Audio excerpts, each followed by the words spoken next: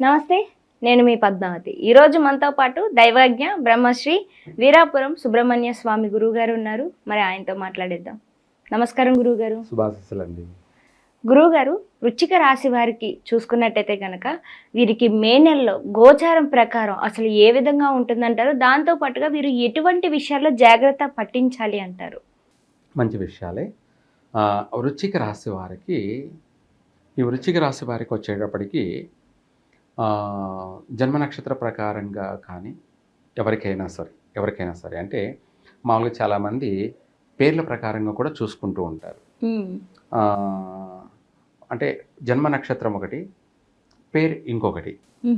అయితే ఇక్కడ నాకు ఆ పేరు మీదనే చూసుకోవడం, నా పేరు నవీన్ కదా, నా పేరు నాగేశ్వరరావు కదా, నా పేరు నరేంద్ర, ఇలా యమున, యామిని, ఇలాంటి పేర్లనే ఉంటాయి కదా. అయితే నా రాశి ప్రకారంగా బాగుంది, అన్నీ అనుకున్నవన్నీ జరిగిపోతాయి అనుకుంటే పొరపాటే. ఎందుకంటే పేరు మాత్రమే, అది తలరాత కాదు. గురుగారు, నాది ఇక్కడ ఒక డౌట్ ఉందండి, అడగమంటారా? ఇప్పుడు నా పేరు పద్మావతి, నా రాశి చూస్తే కన్యా రాశిలోకి వెళ్తుందంటారు. ఒకవేళ అలా కాకుండా నేను పుట్టిన నక్షత్రం ప్రకారం చూసుకున్నట్టయితే గనక నాది ఉత్తరాభాద్రలోకి వెళ్తుంది. ఉత్తరాభాద్ర 3వ పాదం, మీనరాశి. ఇప్పుడు నేను ఎప్పుడు నా జన్మ నక్షత్రం ప్రకారం నా జీవన శైలి ఉంటుందంటారా? లేకుంటే నన్ను ఎప్పుడు అందరూ పిలిచే పేరు, లైక్ మీరు కావచ్చు, లేకుంటే మన వాళ్ళు కావచ్చు, నా చుట్టూ ఉన్నవారు కావచ్చు, ప్రతినిత్యం నన్ను పద్మావతి అని పేరుతో పిలుస్తారు కాబట్టి నా జీవితంలో ఇది ఎక్కువగా most of the part impact చూపించే అవకాశం ఉంటుందంటారా? 100% లేదు. 100% లేదంటారు. పేరుతో పిలిచినంత మాత్రం జరగదంటారు. అయితే శబ్దధ్వని జరుగుతుంది కదా అనుకో. అవును, సంబంధమే లేదు. ఇవన్నీ కూడా మన క్రియేటివ్, అంటే మనం క్రియేట్ చేసుకునేటివి. ఏది ఆ పేరుని పిలుస్తున్నాం కాబట్టి అదే జరిగే అవకాశం ఉంటుంది అనేవాళ్ళు కొందరు. లేదు, అదే వర్తిస్తుంది, అదే రాసే వర్తిస్తుంది అని చెప్పేవాళ్ళు కొందరు.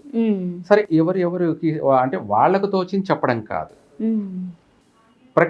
ప్రకృతికి నియమానుసారంగా, అలాగే మన పుట్టినటువంటి తలరాత, బెడ్డొచ్చిన వేళ గొడ్డొచ్చిన వేళ అన్నది ఏంటంటే, మనం పుట్టినటువంటి సమయమే మన జీవితము, మన తలరాత, మన ఏ టు జెడ్ విధి విధానము, ఆది అంతం, అంటే జననం మరణం రెండు కూడా. అయితే ఇవన్నీ కూడా మనం పుట్టినటువంటి సమయాన్ని బట్టి మన తలరాత మొత్తం కూడాను ఫ్యూచర్లో మనిషి పుట్టినప్పటి నుంచి మనిషి ఏ రోజు వరకు ఏమేమి జరుగుతుంది, ఏ రోజు వరకు ఎప్పుడు చనిపోతాడనే దాన్ని కూడా మనం ముందే కూడా చెప్పేయచ్చు, రాసి చేయొచ్చు. కానీ అంత వరకు పోకూడదు అనేది, ఎందుకంటే వాళ్ళకి ముందు నుంచే భయం పట్టుకుంటుందని చెప్పకపోవడాలు జరుగుతూ ఉంటాయి. ఎప్పుడో జరగబోయే దాని గురించి మనం ఇప్పుడే చెప్పేసామనుకో, ఇప్పటి నుంచే భయపడుతూ బాధపడుతూ మనిషి డిప్రెషన్లోకి వెళ్ళే అవకాశం ఉంది. అందుకని చెప్పకపోవడం ఉంటుంది. అయితే ఇవన్నీ పక్కన పెడితే, మీరు ఇందాక అన్నట్టుగా పేరు ప్రకారం చూసుకోవాలన్నా, లేదంటే జన్మ నక్షత్ర ప్రకారంగా చూసుకోవాలంటే అసలు పేరే పెట్టకూడదు. అంటే ఇందాక పద్మావతి అన్నావు కదా, ఆ పేరే పెట్టకూడదు. నువ్వు ఉత్తరాభాద్ర నక్షత్రంలో పుట్టావు కాబట్టి అక్కడ నీకు పెట్టవలసిన పేరేంటి అంటే, వంకర్ షా ఉంటుంది కాబట్టి, మెలికి షా ఉంటుంది కాబట్టి శశి, శశికళ, శశిప్రియ, ఇలా పేరు పెట్టుకోవాలి. అది జన్మనామం అవుతుంది. అది జన్మనామం. లేదు మీద దుర్గా, లేదు ఝాన్సీ రాణి, ఇలా జన్మనామం, అదే పేరు పెట్టుకోవాలి. నువ్వు ఆ పేరు మీదనే చూసుకోవాలి. అప్పుడు నువ్వు పుట్టిన నక్షత్రం అనేది అదే, నువ్వు పేరు పెట్టుకున్నది కూడా అదే కాబట్టి అప్పుడు ఆ రాశి చూసుకుంటావు. కాబట్టి అప్పుడు ఆ రాశి ప్రకారంగా చెప్పాం కాబట్టి ఆ రాశి నువ్వు చూసుకోవడం వల్ల అది కరెక్ట్గా నీకు మ్యాచ్ అవుతుంది. అప్పుడు స్వామి చెప్పింది కరెక్ట్గానే ఉంది, ఆయన చెప్పినట్టు నాకు జరుగుతూ ఉంది అని నువ్వు నమ్ముతావు. అలా కాకుండా నీ జన్మ నక్షత్రం ప్రకారంగా ఉత్తరాభాద్ర మీనరాశి అయిపోయింది, నీ పేరు వచ్చేసి పద్మ అని పెట్టారు, కన్యా రాశి, నువ్వు కన్యా రాశి చూసుకుంటూ ఉన్నావు అనమాట. కన్యా రాశి గురించి చెప్పడం వల్ల అది 100% దానికి మ్యాచింగ్ కాదు. సంబంధమే లేదు. ఇదేమిటి, ఈయన చెప్పేదంతా నాకు రివర్స్లో ఉంది అంటే నాకు జరిగేది ఒకటి, నాకు జరిగేది ఒకటి, ఈయన చెప్పింది ఏది జరగలేదే, అప్పుడు ఈయన చెప్పేది కరెక్ట్ కాదు, లేదంటే ఈ రాసులే కరెక్ట్ కాదు, లేదు ఈ జాతకాలే కరెక్ట్ కాదు. 100% నిజమే అది. ఎందుకంటే తప్పు నీది, అందరినీ తప్పు పట్టాల్సింది వచ్చింది. ఎందుకంటే ఇక్కడ పుట్టిన తలరాతి వేరు, నువ్వు చూసుకుంటున్నది వేరు. అప్పుడు ఆ చెప్పింది మ్యాచ్ కాదు కాబట్టి అప్పుడు 100% నువ్వు ఇవన్నీ పేక్ అనేయచ్చు. అంతే అంటారు. 100% అంతే. ఇందులో గ్రహించాలి ఏమిటి, ఆయన చెప్పింది ఏంటి, అది మనకు మ్యాచ్ అవుతుందా కాదా, ఇది మన జన్మ నక్షత్ర ప్రకారంగానేనా, అంటే మన తలరాతకు సంబంధించింది ఇదేనా కాదా అనే దాన్ని కూడా నువ్వు నిర్ధారణ చేసుకోవాలి. అంతే తప్ప నీకేదో పేరు పెట్టారని ఆ పేరు ప్రకారంగా రాసి చూసుకున్నావంటే అంతకంటే మించిన మూర్ఖులు ఇంకెవరు ఉండరు. అవును. రెండోది వచ్చేసి పుట్టినప్పుడే పేరు ఎవరికి ఇష్టం వచ్చినట్టు వాళ్ళు పెట్టుకుంటుంటారు. ఇంకా చెప్పాలంటే పూజారులు కూడా జన్మ నక్షత్ర ప్రకారంగా చెప్పరు, ఏదో ఒకటి దేవుడి పేరు చెప్పడమో లేకపోతే ఇంకోటో ఏదో ఎవరికి ఇష్టం వచ్చిన వాళ్ళ పేర్లు చెప్పడం కూడా జరుగుతుంది. ఎక్కువ శాతం ఏంటంటే పుట్టిన నక్షత్ర ప్రకారంగానే పేరు పెట్టాలి. ఆ నక్షత్రం ఉన్నది అందుకే, మనం పుట్టింది కూడా అందుకే. కాబట్టి దానికి ప్రమాణం అనేది ఇదే. ప్రమాణం ఏదానికైనా ప్రమాణం కావాలి. ఆ ప్రమాణం ఏమిటి అంటే మనం పుట్టిన సమయ ప్రకారంగా పేరు పెట్టారా లేదా, రాశి ప్రకారంగా కూడా అన్ని లెక్కలు మొత్తం టోటల్ భూత భవిష్యత్ అంతా కూడా వచ్చేస్తుంది. ఆ విధంగా మనము తప్పు చేయకూడదు, అలాగే అందరినీ తప్పు పట్టకూడదు. చెప్పేది కరెక్టే కానీ వినే దాంట్లోనే లోపం ఉంది, తెలుసుకోవడంలోనే లోపం ఉంది అని అర్థం. కాకపోతే మొత్తం మీద వృశ్చిక రాశి వారికి చూసుకునేటప్పటికీ ఈ నెలలో వృశ్చిక రాశి వారికి అన్ని విధాలా పర్వాలేదు. అన్ని విధాలా పర్వాలేదు అంటే ఏంటంటే ఆర్థిక రీత్యా పర్వాలేదు, అలాగే అనుకున్న పనిలో బాగానే ఉంటాయి.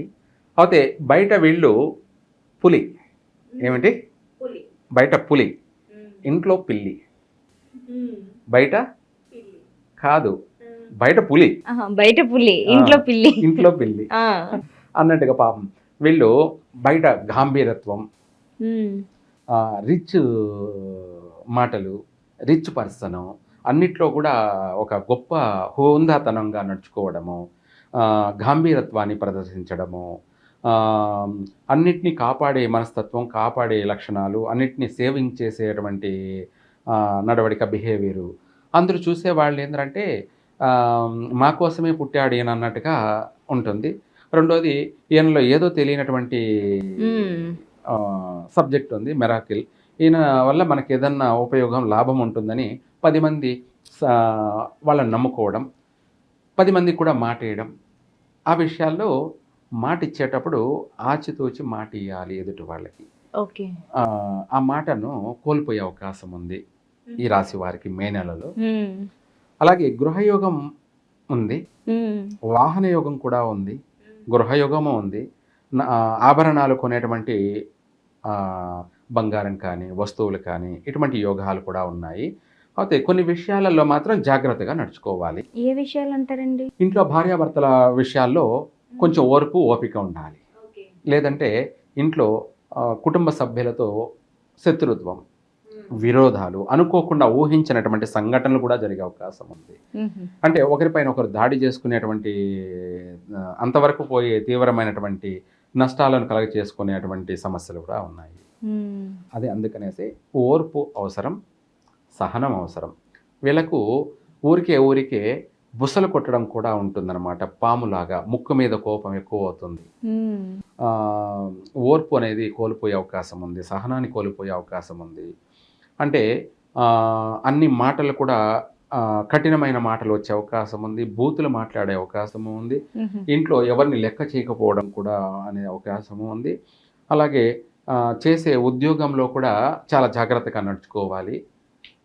కాస్త ఈ మాసంలో మే నెలలో వీలైనంత వరకు ఎక్కువగా మౌనాన్ని పాటించడం మంచిది వృశ్చిక రాశి వారికి. ఒక మాటలో చెప్పాలంటే స్త్రీలైనా సరే పురుషులైనా సరే మితంగా మాట్లాడడం, ఎదుటి వాళ్ళని పొగడడం, ఎదుటి వాళ్ళని ఇంప్రెస్ చేయడం మాత్రమే ప్రయత్నం చేయాలి. ఎవరిని హర్ట్ చేయకుండా ఉండాలి. అంటే మాట తీరు వల్ల వీళ్ళు నష్టపోయే అవకాశం కూడా ఉంది. పనులని మధ్యలోనే ఆగిపోయేటువంటి సమస్యలు ఏర్పడే అవకాశం ఉంది. ఏది ఏమైనా కూడా తన కోపమే తనకు శత్రువు, తన కోపమే తనకి శత్రువు అనేది ఈ మాసంలో ఎక్కువగా వీళ్ళ ఎదుగుదలలో ఆటంకాలు ఏర్పడే అవకాశం ఉంది. భార్యాభర్తల మధ్య గొడవలు పడుకోవడం, ఎడబాట్లు జరిగే అవకాశం కానీ, లేదంటే విడిపోయేటువంటి సమస్యలు కానీ జరిగే అవకాశం ఉంది. ఇంకా చెప్పాలంటే అది కాస్త కోర్టు వ్యవహారాల దాకా పోయేటువంటి సమస్యలు, పంచాయతీలు, ఇటువంటి సమస్యలు కూడా ఉన్నాయి. సంతాన విషయంలో కూడా చాలా జాగ్రత్తగా వ్యవహరించాలి. సంతాన విషయంలో గర్భవతిగా ఉన్నటువంటి స్త్రీలు ఏంటంటే అధికంగా వేడి వస్తువులు తినకపోవడం, అంటే బాడీ హీట్ అయ్యేటువంటి వస్తువులు తినకపోవడం, చల్లని వస్తువులు తినడం, ఎక్కువగా ఫ్రూట్స్, కుంకుమ పువ్వు, ఇటువంటి అన్నీ కూడా మంచి మంచి పదార్థాలను తినడం, ఆరోగ్యాన్ని కలగచేసేటువంటి ఏదైనా తీసుకోవడం. ఇదే కాకుండా ఎక్కువగా దైవారాధన, అంటే ఈ రాశి వాళ్ళు సుబ్రహ్మణ్య స్వామిని ఆరాధించడం, పూజించడం. సుబ్రహ్మణ్య స్వామికి ఏమిటి అంటే ఇంట్లోనే చేసుకోవచ్చు, లేదంటే గుడికైనా వెళ్ళి చేసుకోవచ్చు. ఎక్కువగా వీలైనంత వరకు పొద్దున పూట కానీ, లేదంటే సాయంత్ర సమయంలో కానీ సుబ్రహ్మణ్య స్వామి అష్టోత్తరం చదవడం కానీ, లేదంటే వల్లి అష్టోత్తరం కానీ, లేదా దేవసేన అష్టోత్తరం కానీ, లేదా ముగ్గురి ఉన్న అటువంటి అష్టోత్తరం చిన్న చిన్న బుక్కులు దొరుకుతాయి. అష్టోత్తరం తెచ్చుకొని దీపారాధన చేసుకొని అక్కడ కూర్చొని అష్టోత్తరం పఠించడం వల్ల వీళ్ళకు సంతాన విషయంలో నష్టం జరగదు. ఇంకా కూడాను చక్కగా ఆర్థిక పరంగా బాగుండడానికి, ఆరోగ్యపరంగా బాగుండడానికి, సర్వకార్య సిద్ధిరస్తు అన్నట్టుగా అన్ని విషయాల నుంచి వీళ్ళు బాగుపడడం కోసం ఓం కార్తికేయాయ విద్మహే వల్లీనాథాయ ధీమహి తన్నో నాగః ప్రచోదయాత్ అని ఈ మంత్రాన్ని ఉదయము సాయంత్రం పఠించడం వల్ల వాళ్లకు మంచి సంతాన ప్రాప్తి కలుగుతుంది, పుత్ర సంతాన ప్రాప్తి కలుగుతుంది. ఎటువంటి నష్టము లేదు, ఎటువంటి అనారోగ్య సమస్యలు లేకుండా మంచి ఆరోగ్యవంతమైనటువంటి పుత్ర సంతాన ప్రాప్తి కలిగే అవకాశం ఉంది. ఇంకా చెప్పాలి అంటే ఈ రాశి వారికి ఆడపిల్ల పుడితేనే కలిసి వచ్చే అంశాలు ఎక్కువగా ఉంటాయి. వృశ్చిక రాశి వారికి మగపిల్లవాడు పుట్టాడనుకోండి, బాగా నష్టాలు పాలయ్యే అవకాశము ఉంటాయి. ఆర్థిక నష్టాలు కావచ్చు, లేదంటే ఆరోగ్య నష్టాలు కావచ్చు. అది కాకపోతే స్థాన చలనాలు అంటే ఉద్యోగం చేస్తుంటే అక్కడి నుంచి వేరే చోటికి, లేదు సంసారం ఒక చోట కాకుండా ఇంకో చోటికి మారిపోవడం, ఇలాంటి ఏదైనా స్థాన చలనాలు జరగడం కానీ, ఇటువంటి అనేకమైనటువంటి ఇబ్బందులు ఎదురయ్యే అవకాశం కూడా ఉంటుంది ఈ వృశ్చిక రాశి వారికి. ఆడపిల్ల కానీ పుట్టిందనుకోండి, అడుగడుగునా వీళ్ళకు ప్రతిదీ కలిసే వస్తుంది. కష్టకాలంలో కూడా వీళ్ళు సుఖంగానే జీవిస్తారు. పుట్టినది లక్ష్మీదేవి అని అర్థం అన్నమాట. ఆ విధంగా అన్నింటి అభివృద్ధి చెందే అవకాశాలు కూడా ఉంటాయి. ఆరోగ్య విషయంలో కూడా వీళ్ళు జాగ్రత్త తీసుకోవాలి. కడుపుకు సంబంధించి అపెండిక్షన్స్ ఆపరేషన్లు జరిగేటువంటి సమస్యలు కానీ, పేగులకు సంబంధించి దిగజారిపోవడం, పేగులకు సంబంధించినటువంటి ఇన్ఫెక్షన్లు కానీ, కడుపుకు సంబంధించి పొట్టకు సంబంధించినటువంటి ఆపరేషన్లు జరిగే అవకాశాలు కానీ, ఇటువంటి అధికంగా ఇబ్బందులు ఎదురయ్యే అవకాశం ఉంది. కాబట్టి అందుకనేసి ఈ మంత్ర జపం చేసుకోవడం కానీ, అష్టోత్తరం పఠించడం కానీ వీళ్ళకు ఆరోగ్యంగానూ బాగుంటారు, ఆర్థికంగా కూడా బాగుంటారు, మంచి సంతాన ప్రాప్తి కలుగుతుంది. అన్ని రంగాలలో కూడా రాణించడానికి ఈ పరిహారం కూడా చేస్తుంది. చాలా చక్కగా వివరించారు గురువుగారు. అసలు వృశ్చిక రాశి వారికి ఏ విధంగా ఉంటుందో పాటుగా ప్రతిదీ డీటెయిల్డ్గా ఏ దానికి ఎటువంటి మంత్రం, ఎటువంటి పూజా విధానం చేసుకోవడం ద్వారా దాని నుంచి బయటపడొచ్చు అనేది చాలా చక్కగా వివరించారు ప్రతిదీ కూడాను. ధన్యవాదాలు గురువుగారు. సర్వే జనా సుఖినో భవంతు.